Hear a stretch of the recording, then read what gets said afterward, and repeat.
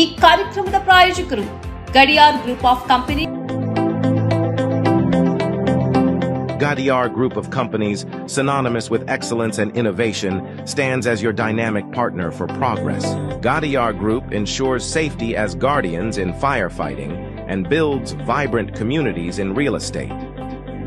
Building tomorrow, today. ವೀಕ್ಷಕರ ಸನ್ಮಾರ್ಗ ನ್ಯೂಸ್ಗೆ ಸ್ವಾಗತ. ನಾನು ಪ್ರಿಯ ಸುದೇಶ್. ಜನರು ಆತಂಕದಿಂದ ಎಲ್ಪಿಜಿ ಬುಕಿಂಗ್ ಮಾಡುವುದು ಹೆಚ್ಚಾಗಿದೆ. ಈ ರೀತಿ ಪ್ಯಾನಿಕ್ ಬುಕಿಂಗ್ ತಪ್ಪಿಸಲು ನಾಗರಿಕರನ್ನ ಕೇಳಿಕೊಳ್ಳುತ್ತೇವೆ ಎಂದು ಕೇಂದ್ರ ಪೆಟ್ರೋಲಿಯಂ ಮತ್ತು ನೈಸರ್ಗಿಕ ಅನಿಲ ಸಚಿವಾಲಯದ ಜಂಟಿ ಕಾರ್ಯದರ್ಶಿ ಸುಜಾತ ಶರ್ಮಾ ಹೇಳಿದ್ದಾರೆ. ಇಂದು ಪತ್ರಿಕಾಗೋಷ್ಠಿ ಉದ್ದೇಶಿಸಿ ಮಾತನಾಡಿದ ಕೇಂದ್ರ ಪೆಟ್ರೋಲಿಯಂ ಮತ್ತು ನೈಸರ್ಗಿಕ ಅನಿಲ ಸಚಿವಾಲಯದ ಜಂಟಿ ಕಾರ್ಯದರ್ಶಿ ಸುಜಾತ ಶರ್ಮಾ, ನಮಗೆ ಬೇಕಾದ ಎಲ್ಪಿಜಿಯಲ್ಲಿ 60% ಆಮದು ಮಾಡಿಕೊಳ್ಳುತ್ತದೆ. ಅದರಲ್ಲಿ 90% ಹಾರ್ಮುಜ್ ಮೂಲಕ ಬರುತ್ತದೆ. ಪರಿಸ್ಥಿತಿ ಕ್ಲಿಷ್ಟಕರವಾಗಿದೆ, ಆದರೂ ಸರ್ಕಾರವು ಜನರಿಗೆ ಎಲ್ಪಿಜಿ ಪೂರೈಕೆ ಸಮರ್ಪಕವಾಗಿ ಆಗುವುದನ್ನು ಖಚಿತಪಡಿಸಲು ಯತ್ನಿಸುತ್ತಿದೆ.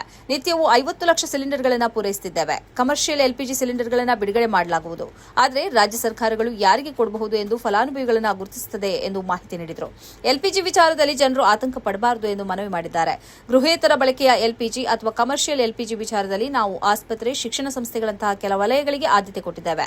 ಅದರಲ್ಲಿ ಫಲಾನುಭವಿಗಳ ಪಟ್ಟಿಯನ್ನು ಮಾಡುವಂತೆ ರಾಜ್ಯ ಸರ್ಕಾರಗಳಿಗೆ ನೀಡಿದ್ದೇವೆ.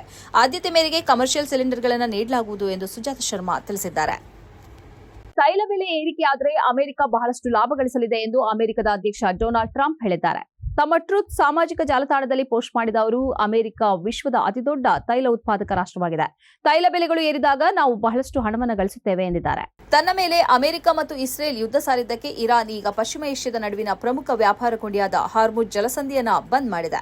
ಸಾಮಾನ್ಯವಾಗಿ ಪ್ರತಿದಿನ ಸುಮಾರು 20 ಮಿಲಿಯನ್ ಬ್ಯಾರೆಲ್ ತೈಲವು ಹಾರ್ಮುಜ್ ಜಲಸಂಧಿಯ ಮೂಲಕ ಹಾದು ಹೋಗುತ್ತಿತ್ತು. ಮಧ್ಯಪ್ರಾಚ್ಯ ಬಿಕ್ಕಟ್ಟಿನ ಪರಿಣಾಮವು ಕಚ್ಚಾ ತೈಲ ಬೆಲೆ ಮತ್ತೆ ಏರಿಕೆ ಕಂಡಿದೆ. ಪ್ರತಿ ಬ್ಯಾರೆಲ್ ಕಚ್ಚಾ ತೈಲದ ದರ $100 ಗಡಿಯನ್ನು ದಾಟಿದೆ. ಮಧ್ಯಪ್ರಾಚ್ಯ ದೇಶಗಳು ಕಚ್ಚಾ ತೈಲ ವ್ಯವಹಾರವನ್ನು ಡಾಲರ್ನಲ್ಲೇ ನಡೆಸುತ್ತಿವೆ. ಈಗ ವಿಶ್ವದ ಅತಿ ಹೆಚ್ಚು ತೈಲ ನಿಕ್ಷೇಪ ಹೊಂದಿರುವ ವೆನಿಜುವೆಲಾದ ತೈಲದ ನಿಯಂತ್ರಣವು ಅಮೆರಿಕದ ಕೈಯಲ್ಲಿದೆ. ತೈಲ ಬೆಲೆ ಏರಿಕೆಯಾದರೆ ಡಾಲರ್ ಬಲಗೊಳ್ಳುತ್ತದೆ. ಬೇರೆ ದೇಶಗಳ ಕರೆನ್ಸಿ ಕುಸಿದರೂ ಡಾಲರ್ ಮೌಲ್ಯ ಏರಿಕೆ ಆಗ್ತಲೇ ಇರುತ್ತದೆ.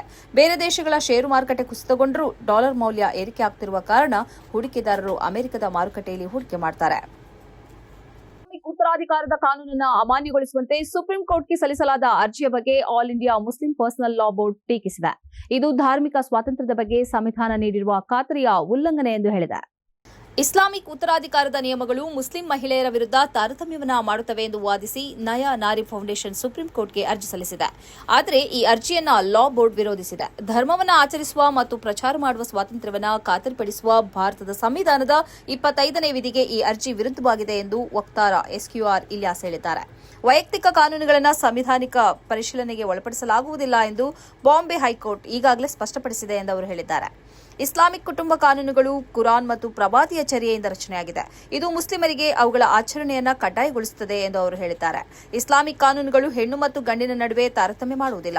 ಇಸ್ಲಾಂ ಪುರುಷರಿಗೆ ಮತ್ತು ಮಹಿಳೆಯರಿಗೆ ವಿಭಿನ್ನ ಹಕ್ಕುಗಳು ಮತ್ತು ಜವಾಬ್ದಾರಿಯನ್ನು ನೀಡುತ್ತದೆ. ಅದೇ ವೇಳೆ ಸಮಾನ ಘನತೆಯನ್ನು ನೀಡುತ್ತದೆ ಎಂದು ಅವರು ಹೇಳಿದ್ದಾರೆ. ಪುರುಷರು ಜೀವನ ನಿರ್ವಹಣೆ ಮತ್ತು ಮನೆಯ ವೆಚ್ಚಗಳ ಜವಾಬ್ದಾರಿಯನ್ನು ಹೊರ್ತಾರೆ. ಆದರೆ ಮಹಿಳೆಯರು ಆರ್ಥಿಕವಾಗಿ ಕೊಡುಗೆ ನೀಡಲು ಬದ್ಧರಲ್ಲ ಮತ್ತು ತಮ್ಮ ವೈಯಕ್ತಿಕ ಆದಾಯವನ್ನು ತಮ್ಮ ವಿವೇಚನೆಯಂತೆ ಬಳಸಲು ಸ್ವತಂತ್ರರು ಎಂದು ಅವರು ಹೇಳಿದ್ದಾರೆ. ಏಕರೂಪ ನಾಗರಿಕ ಸಮಿತಿಯ ಮೂಲಕ ಈ ಸಮಸ್ಯೆಯನ್ನು ಬಗೆಹರಿಸಬಹುದು ಎಂದು ಭಾರತದ ಮುಖ್ಯ ನ್ಯಾಯಾಧೀಶರು ಹೇಳಿರುವುದನ್ನು ಉಲ್ಲೇಖಿಸಿದ ಅವರು, ಸಂವಿಧಾನದಂತೆ ಭಾರತೀಯ ಮುಸ್ಲಿಮರ ಒಪ್ಪಿಗೆ ಇಲ್ಲದೆ ಅವರ ಮೇಲೆ ಈ ಕಾನೂನು ಹೇರಲು ಸಾಧ್ಯವಿಲ್ಲ ಎಂದು ಅವರು ಹೇಳಿದ್ದಾರೆ. ಇಸ್ಲಾಮಿಕ್ ಉತ್ತರಾಧಿಕಾರ ಕಾನೂನಿಗೆ ಬದಲಾವಣೆಗಳನ್ನು ಕೋರಿ ಸಲ್ಲಿಸಲಾದ ಅರ್ಜಿಯನ್ನು ವಜಾಗೊಳಿಸುವಂತೆ ಮಂಡಳಿಯು ಸುಪ್ರೀಂ ಕೋರ್ಟ್ಗೆ ಮೇಲ್ಮನವಿ ಸಲ್ಲಿಸಿದೆ. ಇಬ್ಬರು ಮುಸ್ಲಿಮರಿಗೆ ಗುಂಡು ಹೊಡೆಯುವ ವಿಡಿಯೋವನ್ನು ನಾನು ಮತ್ತೊಮ್ಮೆ ಸೋಷಿಯಲ್ ಮೀಡಿಯಾದಲ್ಲಿ ಹಂಚಿಕೊಳ್ಳುವೆ ಎಂದು ಅಸ್ಸಾಂನ ಮುಖ್ಯಮಂತ್ರಿ ಹಿಮಂತ್ ಬಿಸ್ವಾ ಶರ್ಮಾ ಹೇಳಿದ್ದಾರೆ.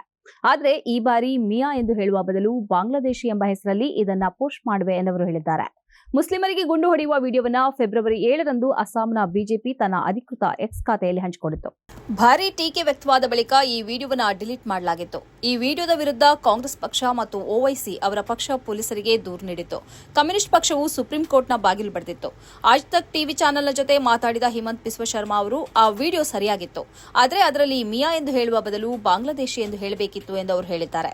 ಆ ವಿಡಿಯೋ ಸಾಂಕೇತಿಕವಾಗಿ ಗುಂಡು ಹಾರಿಸುವುದನ್ನು ತೋರಿಸಿದೆ. ಈ ವಿಡಿಯೋವನ್ನು ಸರಿಪಡಿಸಿ ಮತ್ತೆ ಪೋಸ್ಟ್ ಮಾಡಲಾಗುವುದು ಎಂದು ಶರ್ಮಾ ಹೇಳಿದ್ದಾರೆ. ಈ ವಿಡಿಯೋವನ್ನು ಬಿಜೆಪಿಯ ಖಾತೆಯಿಂದ ಪೋಸ್ಟ್ ಮಾಡುವುದಿಲ್ಲ, ನನ್ನದೇ ಸೋಷಿಯಲ್ ಮೀಡಿಯಾ ಖಾತೆಯಲ್ಲಿ ಪೋಸ್ಟ್ ಮಾಡುವೆ ಎಂದು ಅವರು ಹೇಳಿದ್ದಾರೆ. ಅಸ್ಸಾಂನಲ್ಲಿ ಮುಂದಿನ ಏಪ್ರಿಲ್ನಲ್ಲಿ ಅಸೆಂಬ್ಲಿ ಚುನಾವಣೆ ನಡೆಯುವುದಾಗಿ ಅಂದಾಜಿಸಲಾಗಿದೆ. ಉತ್ತರ ಬಾಂಗ್ಲಾದೇಶದಲ್ಲಿ ಧರ್ಮದ್ವೇಷದ ಬರಹಗಳನ್ನ ಬರೆದ 3 ಬಂಧಿಸಲಾಗಿದೆ. ಹಿಂದೂ ರಕ್ಷಾ ದಳದೊಂದಿಗೆ ಸಂಬಂಧವಿರುವ 3 ಆರೋಪಿಗಳು ಇವರಾಗಿದ್ದು, ದೆಹಲಿ ಡೆಹ್ರಾಡೂನ್ ಎಕ್ಸ್‌ಪ್ರೆಸ್ ರಸ್ತೆಯಲ್ಲಿ ಅವರು ಈ ಧರ್ಮದ್ವೇಷದ ಬರಹಗಳನ್ನ ಬರೆದಿದ್ದಾರೆ. ಈ ರಸ್ತೆಯಲ್ಲಿ ಮುಸ್ಲಿಮರು ಸಂಚರಿಸುವಂತಿಲ್ಲ ಎಂಬ ಬರಹವನ್ನ ಅವರು ಬರೆದಿದ್ದು, ಪೊಲೀಸರು ಅವರ ಹೆಡೆಮುರಿ ಕಟ್ಟಿದ್ದಾರೆ. ಈ ಕುರಿತಾದ ವಿಡಿಯೋ ಫೆಬ್ರವರಿ 26ರಂದು ಸೋಷಿಯಲ್ ಮೀಡಿಯಾದಲ್ಲಿ ಹಂಚಿಕೆಯಾಗಿತ್ತು. ಸ್ಪ್ರೇ ಪೇಂಟ್ ಅನ್ನ ಉಪಯೋಗಿಸಿ ಧರ್ಮದ್ವೇಷದ ಬರಹಗಳನ್ನು ಬರೆಯುತ್ತಿರುವುದನ್ನು ವಿಡಿಯೋದಲ್ಲಿ ಕಾಣಬಹುದಾಗಿತ್ತು. ಆ ಬಳಿಕ ಹಿಂದೂ ರಕ್ಷಾ ದಳದ ವ್ಯಕ್ತಿಗಳು ಈ ಬರಹದ ಹೊಣೆಗಾರಿಕೆಯನ್ನು ವಹಿಸಿಕೊಂಡರು. ದಂಗೆಗೆ ಸಂಚು ನಡೆಸಿದ್ದಾರೆ ಎಂಬ ಆರೋಪವನ್ನು ಇವರ ಮೇಲೆ ಹೊರಿಸಲಾಗಿದೆ. ಬಂಧಿತರೆಲ್ಲರೂ 25ರಿಂದ 30 ವರ್ಷ ಪ್ರಾಯದವರಾಗಿದ್ದಾರೆ. ಇದು ಈ ಹೊತ್ತಿನ ಸುದ್ದಿ ಸಂಚಯ. ನಿರಂತರವಾಗಿ ನೋಡ್ತಾ ಇರಿ ಸನ್ಮಾರ್ಗ ನ್ಯೂಸ್. ಸುದ್ದಿಗಳ ಸಂತೆಯಲ್ಲಿ ಸತ್ಯದ ಮೊಂಬತ್ತಿ.